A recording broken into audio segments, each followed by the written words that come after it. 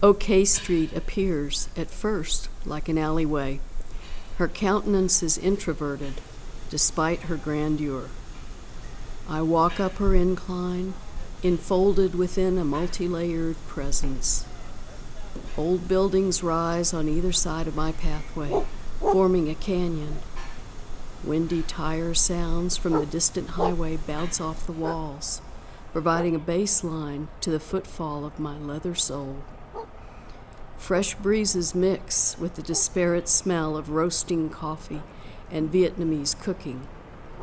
The Philadelphia Hotel, Old Morgue, Jailhouse, and Pythian Castle still stand, employed in uses beyond their intended purpose. Beautifully stacked walls form the opportunity for magical gardens between the structures. Here one finds birds and bees and butterflies of all kinds, changing with the season. My stroll is interrupted by the occasional vehicle ascending the grade of OK Street, only to immediately descend down the ramp to the gulch. A dark square metal plate appears in the roadway just before the ramp, covering some city secret. Drivers on automatic pilot hit the plate with their tires, creating a sharp, metallic double beat.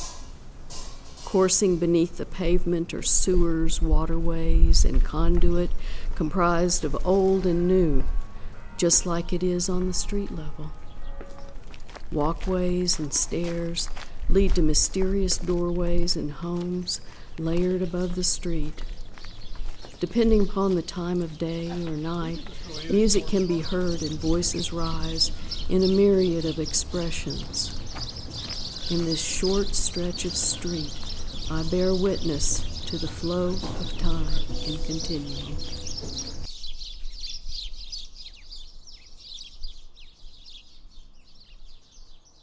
I was enjoying the story that you were describing about walking up OK Street, because my thought for this workshop was a moment I remembered on OK Street.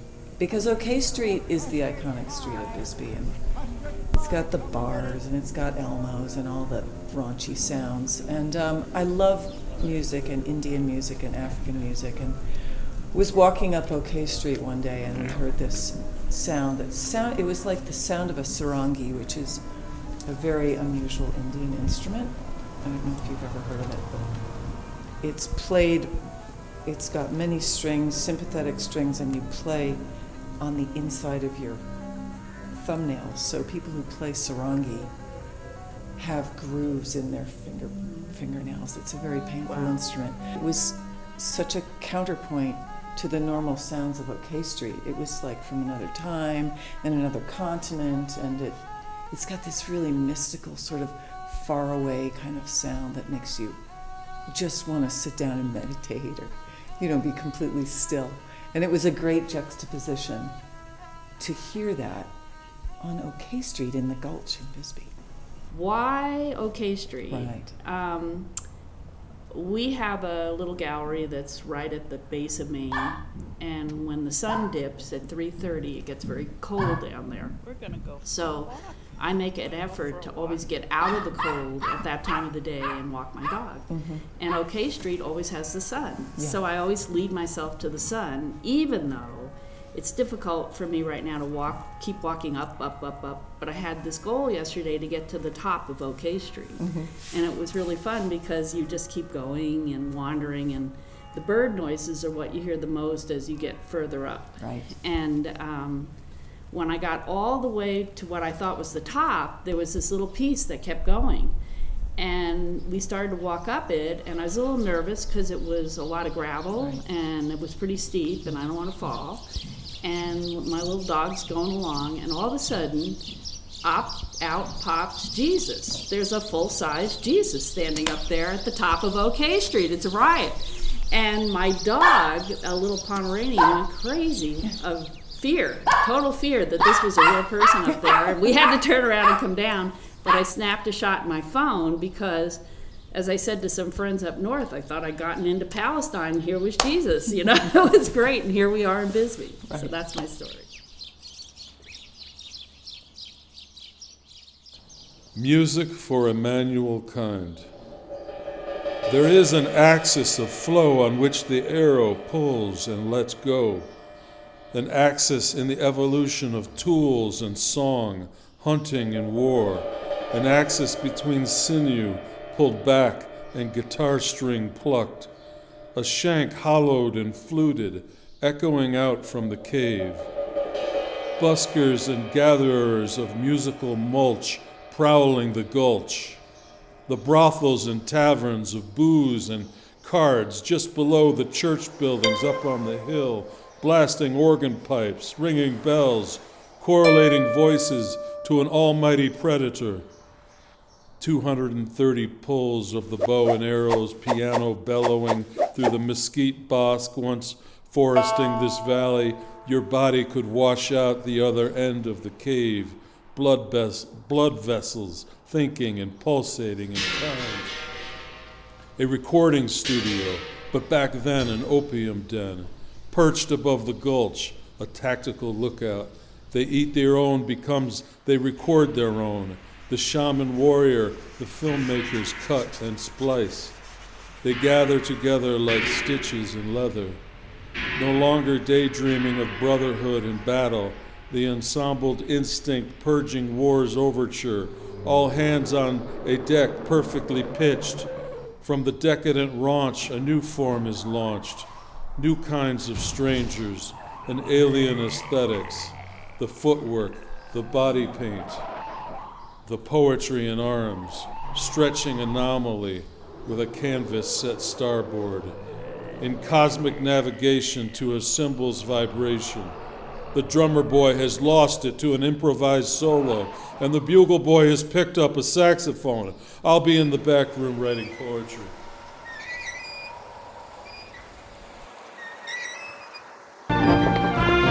Gunsmoke, starring James Arness as Matt Dillon.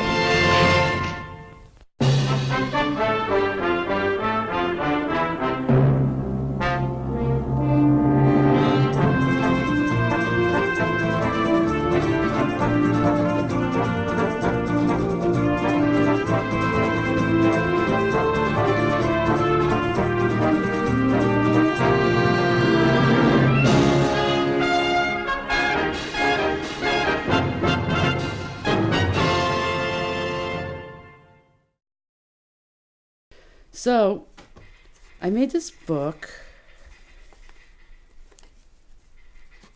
and it has all the mythical in it, like cowboys, Indians, coyotes, eagles, and I also would pick up magazines and coloring books and stuff that were the West, and I found this one page and it said, "Know Your West," and it has 10 questions of like Western trivia. So I'll read a couple. When are the cattle said to be on the lift? I don't know the answer to that. Number 6. Brewery Gulch is a famous old-time street in the mining town of Bisbee. In what state? I didn't know the answer to that. I pasted it in. I pasted it in here. And then I put the exotic answers in here too. The whole thing was exotica to me. So, yeah, I had a little studio down in the basement in my rent control place in Cambridge, and a couple years later, my whole tribe, my group of artist friends all went west. They went to go to grad school, and they moved to Oakland, and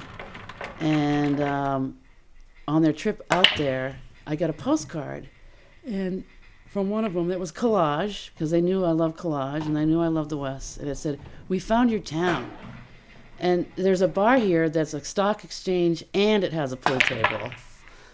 And, I just didn't think anything of it. So this was like 1988. And so then 25 years later, 1999, I come to Arizona, and I'd completely forgotten all about the trivia questions in my little book. I'd forgotten about We Found Your Town, but when I came here and I saw the bar, the stock exchange, I realized that was the town they were talking about.